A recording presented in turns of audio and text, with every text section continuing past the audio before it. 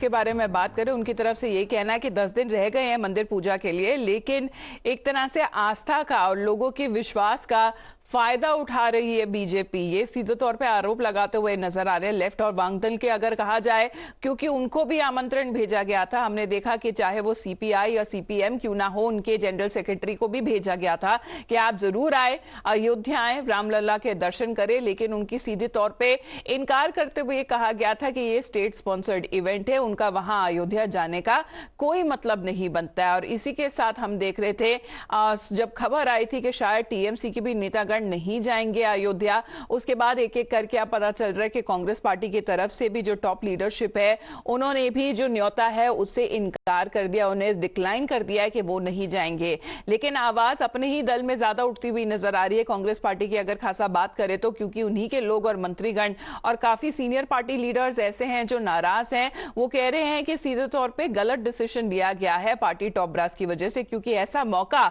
जो हाथ में आया है वो सदियों बाद आया है, सेंचुरीज बाद आया है, और इसे गवाते हुए अगर कोई नुकसान ना हो कांग्रेस पार्टी को पॉलिटिकली भी स्पीकिंग, लेकिन आखिरकार बहुत सारे नेता ऐसा कह रहे हैं कि हिंदू होने के नाते बहुत सारे जो टॉप लीडर्स है कांग्रेस पार्टी के, उन्हें अयोध्या जरूर जाना चाहिए था। प्रज्ञा हमारे साथ फिलहाल जुड़ रही है। प्रज्ञा, गुड मॉर्निंग। लेफ्ट की तरफ से और भी कई अन्य ऐसे पॉलिटिकल पार्टीज की तरफ से ऑपोजिशन में सवाल अभी भी उठाया जा रहा है प्राण प्रतिष्ठा के समारोह को लेकर।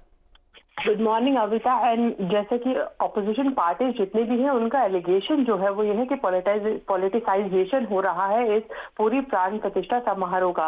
पर इसमें देखने वाली बात दो है। जो प्राण प्रतिष्ठा समारोह है इसको देखा जा रहा है लोकसभा 2024 के चुनाव के मद्देनजर।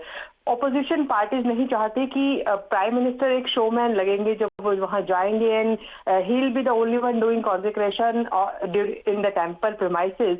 वो नहीं चाहते कि वो ये दिखे कि वो हिंदू हृदय सम्राट है और बाकी सब उनसे लेसर हिंदूज हैं। प्लस उनको ये भी मालूम है कि कोर वोट हिंदू बैंक जो है वो बीजेपी के खाते में जाने वाला है। ये मंथन कांग्रेस में भी हुआ और तभी ये डिसीजन लिया गया कि हम अपने वोट बैंक को क्यों नाराज करें जब हिंदू वोट बैंक उनके खाते में जाने वाला है। पर जो स्टेट की जो उनकी यूनिट्स है उनको मालूम है, क्योंकि वही लोग हैं जो जाएंगे चुनाव में और वोट मांगेंगे, कि अगर उनके नेता नहीं जाते हैं इस प्राण प्रतिष्ठा समारोह में तो उनके लिए कितना घातक सिद्ध हो सकता है चुनावों में ये।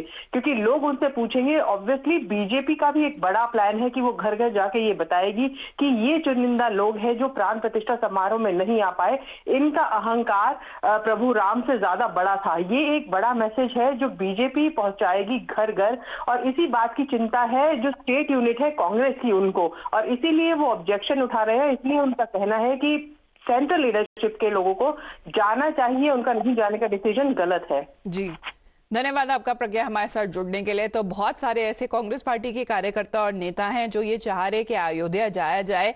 बहुत सारे अन्य दलों के भी ऐसे नेता हैं, जो कार्यकर्ता है, जो ग्राउंड, जो जमीन पर काम करते हैं, वो कह रहे कि उनके लीडरशिप को अयोध्या अवश्य जाना चाहिए और मना नहीं करना चाहिए था आमंत्रण को।